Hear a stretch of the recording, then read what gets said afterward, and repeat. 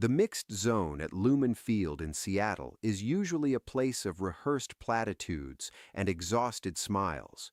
But last night, the air felt different. It was heavy. Under the harsh fluorescent lights, Mehdi Taremi, one of the most clinical strikers in world football, didn't look like a man who had just finished a World Cup match.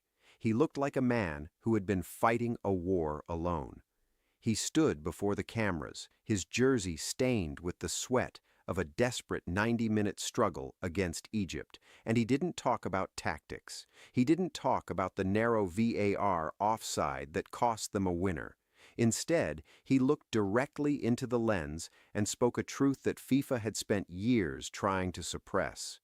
"It is not fair," he said, his voice trembling with a mixture of exhaustion and cold, hard fury. "It is a disaster, a World Cup disaster." The 2026 World Cup was marketed as the ultimate bridge between cultures, 3 nations, 48 teams, and a promise of unprecedented unity. Yet, for the Iranian national team, the tournament didn't feel like a celebration. It felt like a trap. As Taremi stood there, the silence from the gathered reporters was deafening.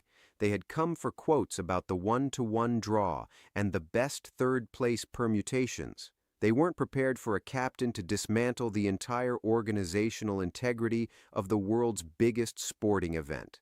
Why was the leader of a sovereign football nation pleading for basic logistics in a parking lot? Why was he asking for the names of people who had vanished? The answers reveal a chasm between FIFA's glossy PR and the grim reality on the ground. To understand the inside view of this collapse, you have to look at the scoreboard, but you have to look past it first. Iran entered their final group match against Egypt, needing a win to guarantee their place in history. The stakes were absolute. On the pitch, the drama was peak World Cup. Egypt took the lead through Mohamed Sabri, a goal born from the chaos of a parried Mohamed Salah effort. The Egyptian fans were a wall of sound, but Iran fought back. Ramin Rezaeian equalized, a goal of pure defiance that eventually earned him the Player of the Match award. Then, the heartbreak. Taremi missed a penalty, denied by a stunning save from Mustafa Shobair. In the dying seconds, a goal that would have sent a nation into delirium was wiped away by a VAR line so thin it felt like a surgical incision. Egypt celebrated a historic knockout qualification. Iran was left in limbo. But the real story wasn't the offside call. It was what happened before the whistle ever blew. It was the disaster Taremi alluded to.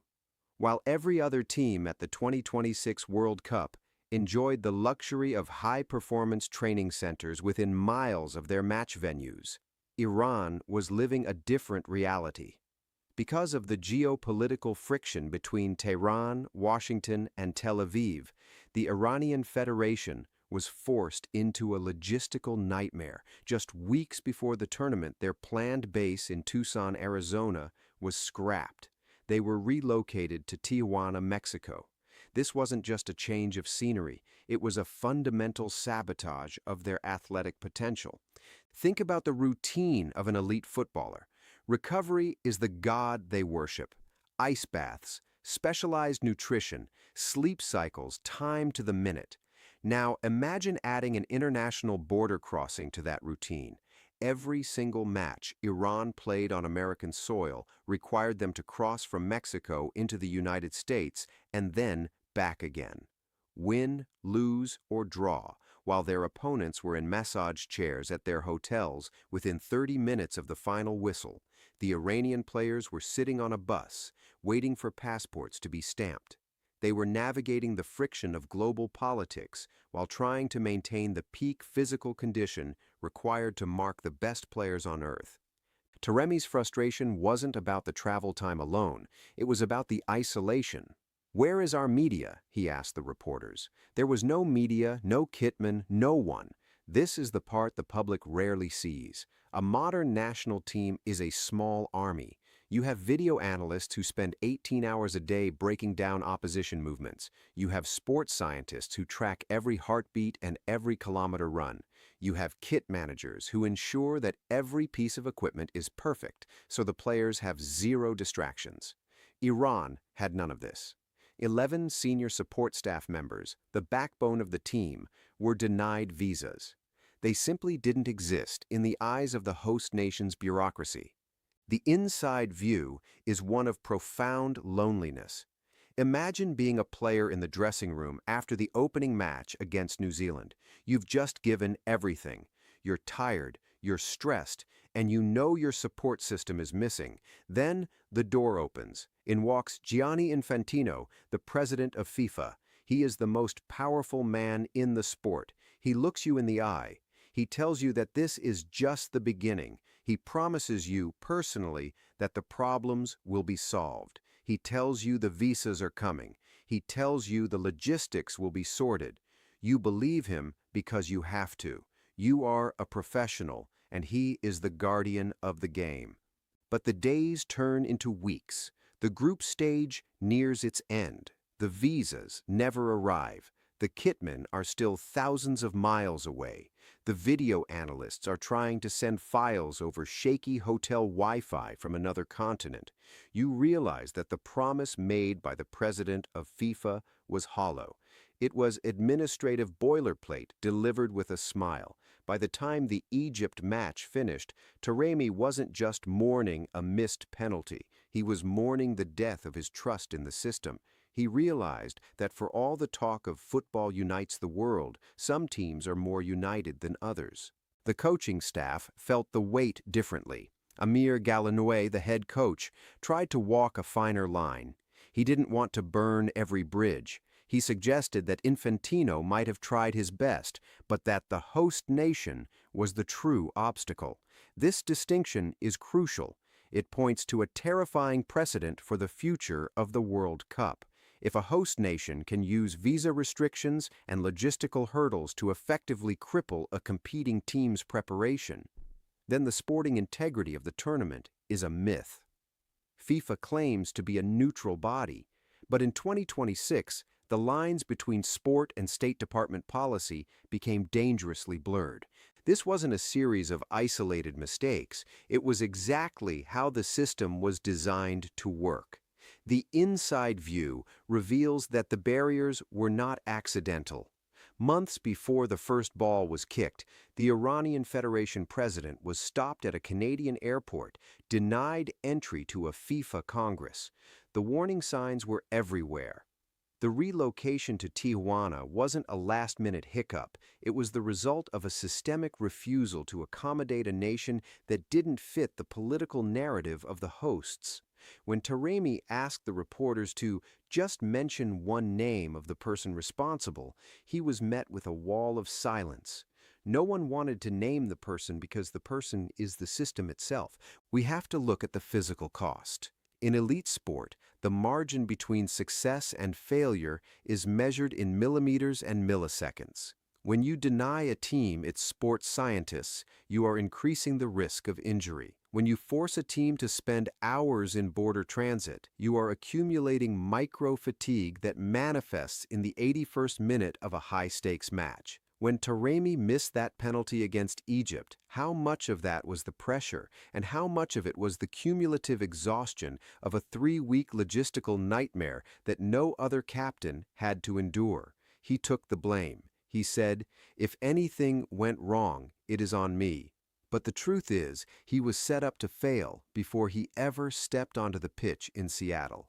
The financial expansion of the World Cup to 48 teams was supposed to bring more smaller nations into the fold. It was supposed to be a feast of global diversity, but what Iran experienced suggests a two-tier system. There are the A-tier nations who enjoy seamless travel, diplomatic protection, and full support staff. And then there are the others, the teams that are tolerated but not supported. The teams that are expected to show up, provide the content for the broadcast rights holders, and then disappear quietly when the logistics become complicated. UEFA, often the loudest voice in football governance, has been surprisingly quiet about the treatment of Iran. While they are quick to demand answers on player welfare when it concerns European stars, The silence regarding the Iranian squad's recovery conditions was deafening. This lack of institutional solidarity is what hurts the players the most. They are members of the same global guild. They play in the same top European leagues. Taremi is a star in the Champions League, yet when he wears the shirt of his national team, he is suddenly subject to a different set of rules. He is suddenly a political problem rather than a sporting asset. The inside view from the Iranian camp is one of quiet dignity amidst institutional chaos. Despite the lack of kitmen, despite the missing analysts, despite the border crossings, they played. They fought for their people. Taremi spoke about wanting to send a message of peace, to bring joy to people inside and outside of Iran. This is the ultimate irony of FIFA's failure. The players were doing the work of uniting the world that FIFA's marketing department only dreams of. They were doing it while the organization itself was failing to provide them with the most basic requirements of a professional tournament.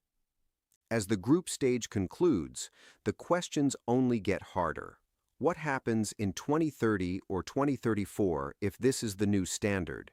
If a nation's participation is contingent on the political whims of the host, the World Cup ceases to be a world championship. It becomes an invitational tournament with a biased guest list. The 11 missing staff members aren't just names on a spreadsheet. They are the human cost of a governing body that has lost control of its own event. They represent a failure of the host city agreement, a document that is supposed to guarantee equal treatment for all participants. Taremi's disaster wasn't just about his team. It was a warning to every nation that doesn't hold a powerful passport. It was a warning that the pitch is not level. The grass might be green, the lines might be white, and the VAR might be high definition, but the game is rigged long before the kickoff. When a captain has to beg for the name of a responsible official, the sport has lost its way. The 2026 World Cup will be remembered for its scale and its spectacle, but for those who were inside the Iranian camp, it will be remembered as the time the world's biggest stage became a cage. The final image of this saga isn't a goal or a trophy. It is Taremi standing alone in that mixed zone. He is surrounded by cameras, but he has never looked more isolated. He is asking for help from a world that is already looking toward the next match, the next sponsorship activation, the next great celebration. He took the responsibility for the loss on his shoulders, a burden he should never have had to carry alone. He played for his people, he played for peace, and he played for a system that didn't even bother to give his kit man a visa. Who is responsible? The question hung in the air long after the cameras were turned off. No one answered. The reporters looked at their notebooks. The FIFA officials moved toward the exits. The team bus waited to take the players back across the border into Mexico, back to the humble and wonderful people of Tijuana who welcomed them when the host nation wouldn't. The silence was the only response Taremi received. It was the same silence that greeted the 11 staff members who watched the tournament from their homes, unable to help the players they had trained for years. The 2026 World Cup rolls on. The lights will stay bright, the anthems will play, and the history books will record the scores. But the inside view of the Iranian experience has left a permanent stain on the narrative of this tournament. It is a story of broken promises, political interference, and a captain who refused to stay silent. It is a story that reminds us that football, for all its beauty, is still vulnerable to the ugliness of the world it inhabits. The game was never truly for them.